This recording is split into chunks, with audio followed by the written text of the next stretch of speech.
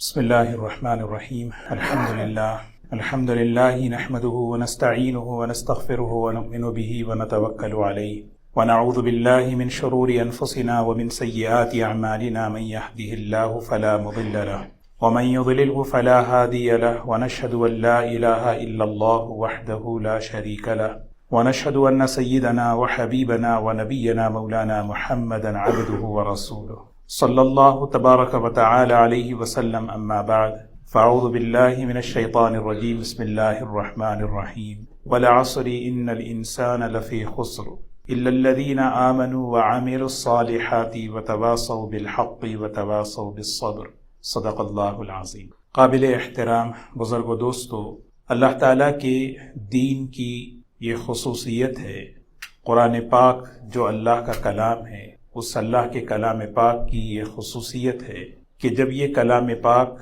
اور یہ دین فرد کی زندگی میں آتا ہے یا قوم کی زندگی میں آتا ہے تو اللہ تبارک و تعالیٰ اس قوم کو، اس فرد کو عزت کی، کامیابی کی، بلندی کی، عروج کی سطح پر لے جاتے ہیں۔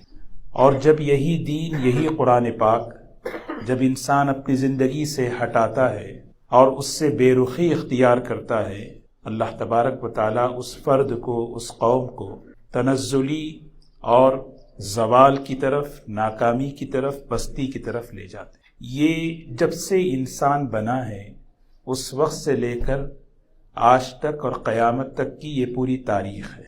اصل جو عروج ہے، اصل جو کامیابی ہے وہ قیامت کے دن کی ہے، اصل جو پستی ہے، جو ناکامی ہے وہ قیامت کے دن کی ہے۔ اذا وقعت الواقعہ لیس لوقعتها کاذبہ خافضۃ رافعہ۔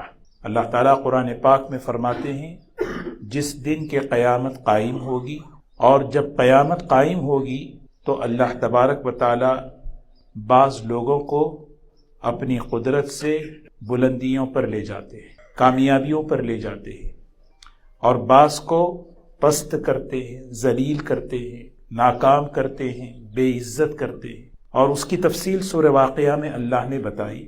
اصحاب الشمال ما اصحاب الشمال فی سموم و حمیم، یہاں سے شروع فرمایا اور بتایا دیکھو اس سے بڑی ناکامی، اس سے بڑی پستی کوئی دنیا میں ہو نہیں سکتی۔ واصحاب الیمین ما اصحاب الیمین والسابقون السابقون، پھر وہ جماعت بیان فرمائی اس سے بڑی سربلندی، عزت، کامیابی اس سے بڑی دنیا میں ہو نہیں سکتی۔ بس وہ آخرت کی جو ہمیشہ کی ناکامی ہے اس سے بچنے کے لیے اللہ تبارک و تعالیٰ نے اس دنیا کی زندگی میں ہمیں جو ہے قرآن پاک اور دین اسلام کی نعمت عطا فرمائے۔ بندہ اس کی قدر کرے، بندہ اس کی قدر کرے۔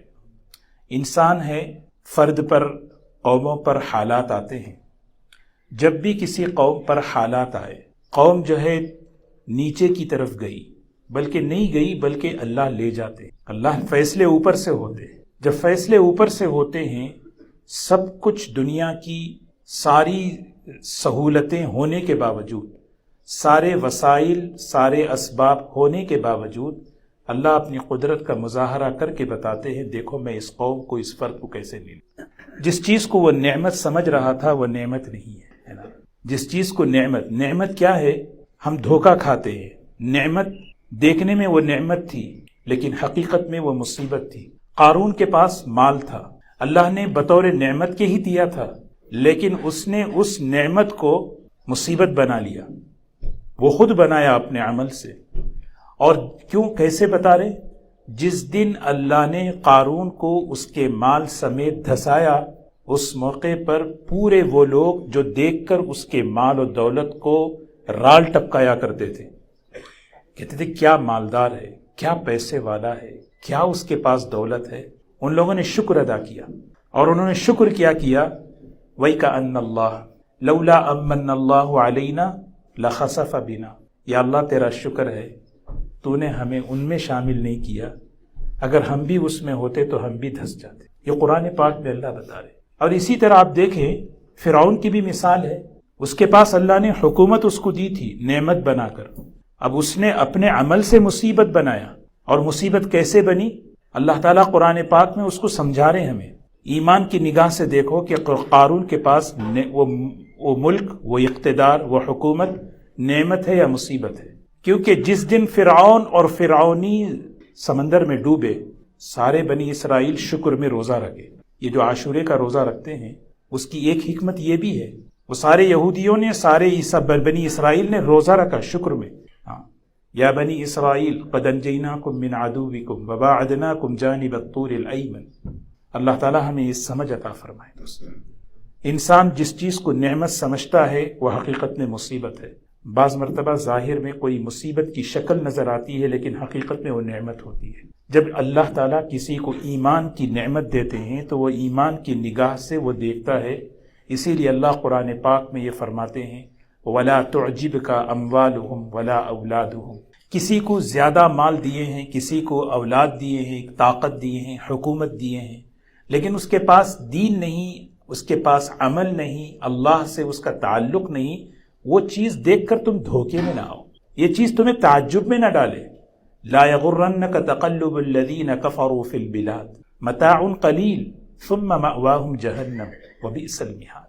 یہ دنیا کا جو نظام ہے اس نظام کو دیکھ کر مایوس نہ ہو۔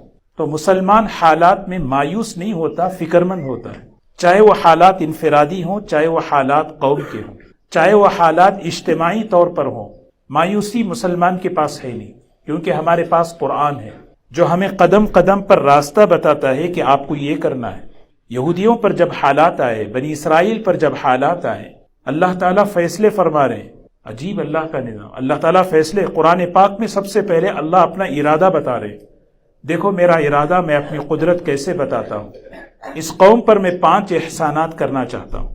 وَنُرِيدُ أَن نَّمُنَّ عَلَى الَّذِينَ اسْتُضْعِفُوا فِي الْأَرْضِ وَنَجْعَلَهُمْ أَئِمَّةً وَنَجْعَلَهُمُ الْوَارِثِينَ وَنُمَكِّنَ لَهُمْ فِي الْأَرْضِ وَنُرِيَ فِرْعَوْنَ وَهَامَانَ وَجُنُودَهُمَا مِنْهُمْ مَا كَانُوا يَحْذَرُونَ۔ یہ 5 ہمارے وعدے ہیں، پہلے اللہ نے فیصلے کیا۔ یہ بات ماضی کی ہے، یہ بات پرانی ہے۔ قرآن پاک میں کیوں اللہ سنا رہے ہیں؟ اس لیے کہ تاریخ دہرائی جائے گی، ہسٹری بار بار ریپیٹ ہوگی، ورنہ اگر یہ صرف ان کے ساتھ ہوتی تو یہ بات قرآن پاک میں کیوں اللہ سنا رہے ہیں؟ کوئی بھی آدمی، کوئی بھی فرد، اس کے فیصلے آسمانوں میں ہوتے ہیں، اور فیصلے اللہ جب کرتے ہیں تو اس کا ایک نظام ہے۔ اللہ تعالیٰ فرما رہے ہیں اس قوم کا ہم نے فیصلہ کیا کہ ہم فرمایا وَنُرِيدُ أَن نَّمُنَّ، ہم احسان کرنا چاہتے ہیں، زمین پر ان پر احسان ہم کرنا چاہتے ہیں، اور ہم انہیں اس ظلم کے سسٹم سے نکالنا چاہتے ہیں، اور ہم انہیں اس قوم کو اقتدار، امامت، سیادت، قیادت، لیڈرشپ دینا چاہتے ہیں، اور ان کا جو دشمن ہے اس دشمن کو ہم مزہ چکانا چاہتے ہیں۔ یہ پہلے اللہ تعالیٰ نے سورت کے شروع میں ہی اللہ نے اپنے فیصلے سنا دیے۔ اب اس کی پلاننگ دیکھیں، اللہ تعالیٰ اپنی قدرت بتا رہے کہ ہم نے ہمارے اس فیصلے کو کیسے پورا کیا۔ اللہ تعالیٰ نے سب سے پہلے حضرت موسیٰ علیہ السلام کو پیدا فرمایا۔ سیدنا موسیٰ علیہ السلام کو پیدا فرما کر اپنی قدرت بتائی۔ دیکھو ہماری قدرت ایسی ہے کہ فرعون بچوں کو قتل کر رہا تھا، اور جس سال وہ بچوں کو قتل کر رہا تھا اسی سال ہم نے اپنی قدرت کا مظاہرہ کیا۔ یہ نہیں کہا ان کی والدہ سے کہ یہاں پر حالات صحیح نہیں ہیں، کہیں اور چلی جاؤ، وہاں جا کر تمہارے بچے کی ولادت ہو جائے، ایسا نہیں ہے، بلکہ تم یہیں پر۔ اور وَأَوْحَيْنَا إِلَىٰ أُمِّ مُوسَىٰ أَنْ أَرْضِعِيهِ، یہ ہمارے تنزلی کا، ناکامی کا، پستی کا ایک سب سے بڑا سبب ہم قرآن پاک سے دور ہیں، لفظاً، معناً، عملاً، اور اس کے جو اسباق ہیں سچ میں اگر ہم پڑھیں سارے ماضی کے واقعات، پرانے زمانے کے جو واقعات، یہ ہمیں ہر دور میں ہمیں راستہ بتاتے ہیں۔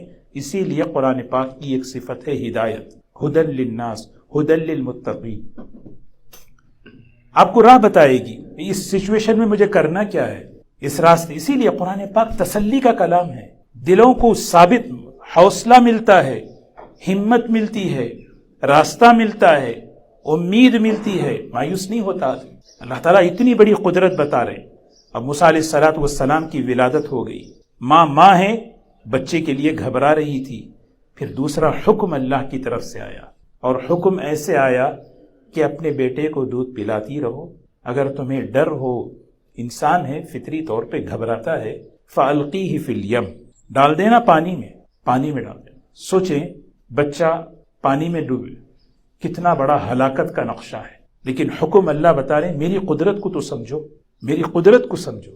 سیدنا موسیٰ علیہ السلام کے قرآن پاک کے اندر واقعات اتنے ہیں شاید کسی پیغمبر کے، آپ کو ہر پارے میں موسیٰ علیہ السلام کا واقعہ، کیونکہ قرآن جو ہے ایک تاریخ کی کتاب نہیں کہ سارا شروع سے لے کے ایک آخر تک آپ کو ایک نبی کا قصہ مل جائے، سوائے ایک حضرت یوسف علیہ السلام۔ ہر نبی کا واقعہ ملے گا، جو ضرورت ہے وہاں پر اللہ نے بیان کی، اس سے یہ سبق لے لو۔ موسیٰ علیہ السلام ان کے واقعات، سب سے پہلا پارہ ہم دیکھیں، موسیٰ علیہ السلام کو اللہ تعالیٰ نے ہماری اب ان واقعات کو اپنی زندگی سے ہم جوڑ رکھیں، امپلیمنٹ کریں، اسی کا نام ہدایت ہے، اسی کا نام راستہ لینا ہے۔ میں آپ کو 3 واقعات بتاؤں۔ سیدنا موسیٰ علیہ السلام آ رہے ہیں مدین سے مصر کی طرف، اور مشہور واقعہ ہے، آپ حضرات سنتے ہیں، ان کے پاس عصا تھا۔ موسیٰ علیہ السلام کو اللہ نے پوچھا وما تلک بیمینک یا موسیٰ، اے موسیٰ آپ کے ہاتھ میں کیا ہے؟ اللہ تعالیٰ جانتے ہیں، پھر بھی پوچھ رہے ہیں وما تلک بیمینک یا موسیٰ۔ اب موسیٰ علیہ السلام نے ایک لمبی فہرست بیان کی، قال ہی عصای، یہ میرا عصا ہے، اتوکأ علیہا، میں ٹیک لگا کے کھڑا ہوتا ہوں، چلتا ہوں، واہش بہا علی غنمی، اپنی بکریوں کے لیے میں جو ہے اس کے لیے چارہ اکٹھا کرتا ہوں، ولی فیہا مآرب اخری، بہت سے کام ہیں میری ضرورت پوری ہوتی ہے، میرا سہارا ہے، سب کچھ ہے۔ یہ بات اللہ تعالیٰ کیوں بتا رہے؟ یہ دیکھو بات وہاں کی ہے، اس زمانے کی ہے، قرآن میں اللہ ہمیں کیوں سمجھا رہے ہیں؟ وجہ اس کی یہ ہے کہ ہم میں سے اس وقت ہر ایک کے پاس ایک عصا ہے، کسی کی جاب عصا ہے، کسی کا بزنس عصا ہے، کسی کا باپ عصا ہے، ایک خاتون کے لیے شوہر عصا ہے۔ دنیا جو ہے نا، جس شکل میں بھی کسی کے پاس ہو وہ عصا ہے۔ اگر ہم آپ سے پوچھیں کہ آپ کیا کرتے ہیں، کہتے ہیں میں جاب کرتا ہوں۔ اچھا کیوں کرتے ہیں؟ بھئی پیمنٹ کرنا ہے، بجلی کی فلاں چیزیں، یہ سب چیزیں ہیں میری۔ آدمی اپنی ضرورتیں بیان کرتا ہے۔ اب اللہ تعالیٰ موسیٰ علیہ السلام کی تربیت فرما رہے ہیں، قدرت بتا رہے ہیں، یہ ہم سب کو سمجھانے کے لیے کہا موسیٰ اس عصا کو ڈالو۔ ایک طرف حکم ہوا پھینکنے کا، چھوڑنے کا، اور ایک طرف حکم ہوا پکڑنے کا۔ یہ چھوڑنا پکڑنا جو ہے یہ سکھا رہے ہیں، کیونکہ دنیا جو ہے جب آدمی پکڑ کر رکھتا ہے، چھوڑتا نہیں، وہ دنیا اس پہ اللہ مسلط کر دیتے، اور جب دنیا چھوڑ ہی دے، یہ ہمارا دین سکھاتا ہی نہیں، یہ ہمارا دین سکھاتا نہیں، یہ رہبانیت ہے کہ آدمی جاب نہ کرے، بزنس نہ کرے، بس گھر سے دور رہے، بیوی بچوں سے الگ رہے۔ ایسا جو اسلام ہے ہی نہیں، نہ مکمل چھوڑنا ہے نہ مکمل پکڑنا ہے۔ اللہ کا جب حکم آئے اس کو چھوڑ دو، اللہ کا جب حکم آئے اس کو پکڑ لو۔ یہ سب سے پہلے موسیٰ علیہ السلام کی تربیت ہو رہی ہے۔ آپ نے فرمایا موسیٰ اس کو چھوڑو، کہا موسیٰ علیہ السلام نے حکم پورا کیا، چھوڑ دیا۔ جیسے ہی چھوڑا تو حیۃ تسعی، اژدہا بن گیا۔ ظاہر سی بات ہے، انسان، نبی بھی انسان ہوتے ہیں، دیکھ کر انہوں نے وہ پیچھے ہٹے۔ موسیٰ خذھا ولا تخف، آپ اسے پکڑیے، اب ہمارا حکم ہے اس کو پکڑیے۔ سنعیدھا سیرتھا الاولی، ہم اس شکل کو دوبارہ اس کی اصلی حالت میں لوٹائیں۔ اپنی قدرت بتا رہے۔ اچھا موسیٰ علیہ السلام نے اس کو چھوڑا، سانپ بن گیا۔ سانپ تھا جب بھی پکڑا اس کو، وہ شکل نہیں بدلی تھی۔ ایسا نہیں کہ عصا پہ آپ نے سانپ پہ ہاتھ ڈالا تو فوراً اللہ نے کیا کیا؟ قدرت اللہ بتا رہے، شکل کو شکل سے بدلنا یہ ہماری قدرت ہے۔ اور آج دنیا میں بتا رہے ناپاک قطرے سے اللہ ایک خوبصورت انسان کیسے بناتے ہیں، کیسی شکلوں سے گزارتے ہیں۔ خلقنا النطفة علقة فخلقنا العلقة مضغة، یہ سب شکلیں ہیں۔ ناپاک پانی سے گوشت کا لوتھڑا، پھر اس پر ہڈیوں کا ڈھانچہ، پھر اس کے بعد خون، یہ علق، یہ سب شکلیں ہیں۔ اور آج دیکھ رہی ہے دنیا کہ کیسے اللہ شکل سے شکل بناتے جا رہے۔ فتبارک اللہ احسن الخالقین، یہ قدرت بتا رہے۔ قرآن پاک کا ایک بہت بڑا علم یہ ہے کہ وَرَبَّكَ فَكَبِّرْ، بس تسلیم کر لو، اللہ بڑا ہے، اللہ کا حکم بڑا ہے، پھر اللہ تمہیں اپنی قدرت سے بلندیوں پر لے جاتے، بلندیوں پر لے جاتے۔ ان اللہ یرفع بہذا الکتاب، اس کتاب کی خصوصیت، اس کو اپنی زندگی میں لے لو، پھر دیکھنا اللہ بلندیوں پر لے جاتے تمہیں۔ ایک شخص تھے مکہ مکرمہ میں، ان کو حضرت عمر رضی اللہ تعالی عنہ نے فارس منسٹر بنا دیا تھا۔ جتنے بھی مکے کے اطراف جنگلات تھے، ان جنگلات کا ان کو جو ہے ناظم، منسٹر بنا دیا۔ کسی نے اشکال کیا، اعتراض کیا کہ ان صاحب کو کیا آتا ہے، آپ نے کیوں ان کو بنایا؟ یہ تو غلام ہے۔ سیدنا عمر رضی اللہ تعالیٰ عنہ نے فرمایا ان کے پاس قرآن پاک کا علم ہے۔ صرف پڑھتے نہیں تھے، قرآن جو اصل کتاب ہے، اصل علم ہے، وہ علم ان کے پاس ہے اور تم نہیں پڑھے۔ پھر وہ مسلم شریف کی حدیث سنائی، ان اللہ یرفع بہذا الکتاب، یہ وہ قرآن پاک ہے جس سے اللہ بلند، خافضۃ رافعہ، اللہ اپنی قدرت سے بلندیوں پر لے جاتے ہیں۔ بس آدمی تسلیم کرے اللہ بڑا، اس کا حکم بڑا، پھر اللہ دیکھیں اپنی قدرت کا مظاہرہ فرما دے۔ سیدنا موسیٰ علیہ السلام کی یہ تربیت ہو گئی۔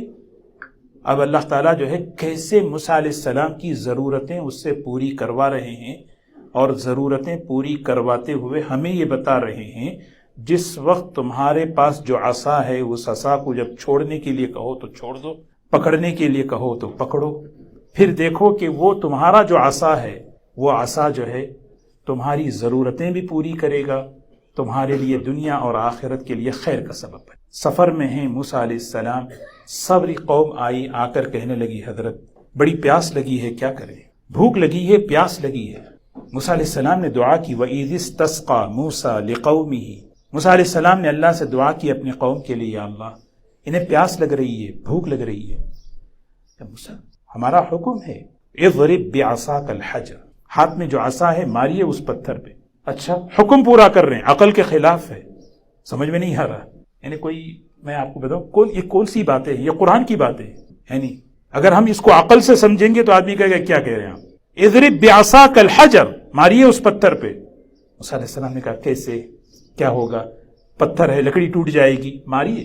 جیسے ہی مارا، حکم پورا کر رہے ہیں، انفجرت من حسنتا عشرۃ عینا قد علم کل اناس مشربہم، 12 قبیلے تھے، اللہ نے اس پتھر میں سے 12 پانی کے جو ہے فاؤنٹن، چشمے نکال کر اپنی قدرت بتا رہے ہیں۔ یہ ہمیں سمجھا رہے ہیں تمہارے پاس جس شکل میں دنیا ہے، اس دنیا کو اگر تم برکت والی بنانا چاہتے ہو، خیر والی بنانا چاہتے ہو، بس ایک چیز سیکھ لو کہ اللہ جس چیز کے بارے میں حکم دیں اس کو لے لو، اور جو چیز چھوڑنے کے لیے کہ یہ آدمی جب سیکھے، نہیں سیکھے پھر وہی دنیا اس کے لیے مسلط بنے گی، کسی بھی شکل میں ہو۔ ایسا نہیں ہے کہ مال ہوگا تو آدمی کامیاب، حکومت ہوگی تو کامیاب۔ موسیٰ علیہ السلام جا رہے ہیں، ایک وہ مشہور واقعہ ہے، فرعون کا جو ہے، فرعون کے جادوگروں سے مقابلہ ہو رہا ہے۔ اب موسیٰ علیہ السلام کھڑے ہیں، اللہ کے حکم کا انتظار کر رہے ہیں، کریں کیا کریں؟ اللہ تعالیٰ نے فرمایا موسیٰ بس آپ اپنا عصا ڈالیے۔ عصا ڈال رہے ہیں، جیسے ہی موسیٰ علیہ السلام نے عصا پھینکا، سبحان اللہ، جتنے جادوگر تھے سب کو اللہ نے ہدایت دے دی، اس عمل پر ہدایت ہی مل گئی۔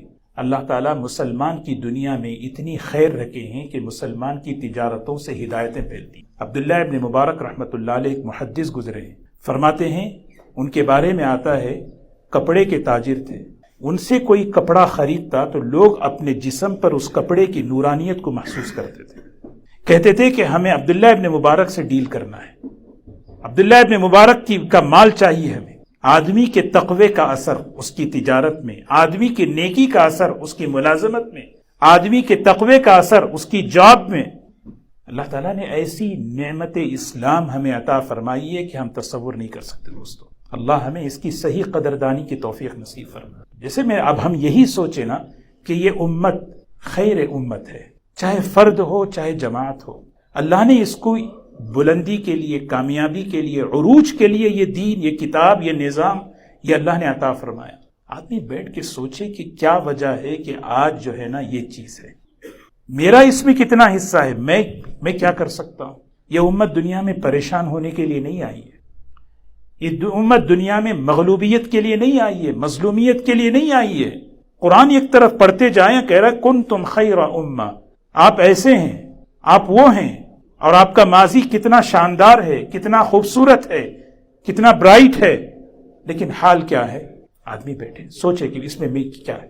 جب آدمی فکر کرتا ہے تو پھر اللہ اسے ایمان کے راستے سے دیکھے، ایمان کی روشنی سے دیکھے تو پھر اللہ تعالیٰ اسے راہ بتاتے ہیں۔ نہیں، اللہ کا نظام ہے خافضۃ رافعۃ اذا رجت الارض رجا، ایک تو قیامت کے دن وہاں بھی جو ہے سربلندی ہوگی، عروج ہوگا، زوال ہوگا، اس سے پہلے دنیا میں بھی ایک اللہ کا نظام ہے۔ اللہ تبارک و تعالی ہم سب کی حفاظت فرمائے، اللہ تعالی ہماری دنیا کے حالات کو بھی آسان فرمائے، آخرت کے حالات کو بھی اللہ آسان فرمائے۔ لیکن سب سے بڑی جو چیز ہمیں اصل جو سمجھنے کی ہے وہ یہ ہے کہ میرا اللہ کے ساتھ معاملہ صحیح ہو، میرا اللہ کے ساتھ معاملہ۔ اور معاملہ اللہ کے ساتھ اسی وقت صحیح ہوتا ہے جب دل میں یقین ہو کہ اللہ سب کچھ ہے، اس کی قدرت سب کچھ ہے، اس کی طاقت سب کچھ ہے۔ پھر اپنی زندگی میں وہ جگہ دیتا ہے، پھر اللہ ہماری دنیا کو بھی اچھی بنائیں گے، آخرت بھی اچھی بنائیں گے۔ اللہ ہم سب کو عمل کی توفیق نصیب فرمائے۔ وآخر دعوانا الحمدللہ۔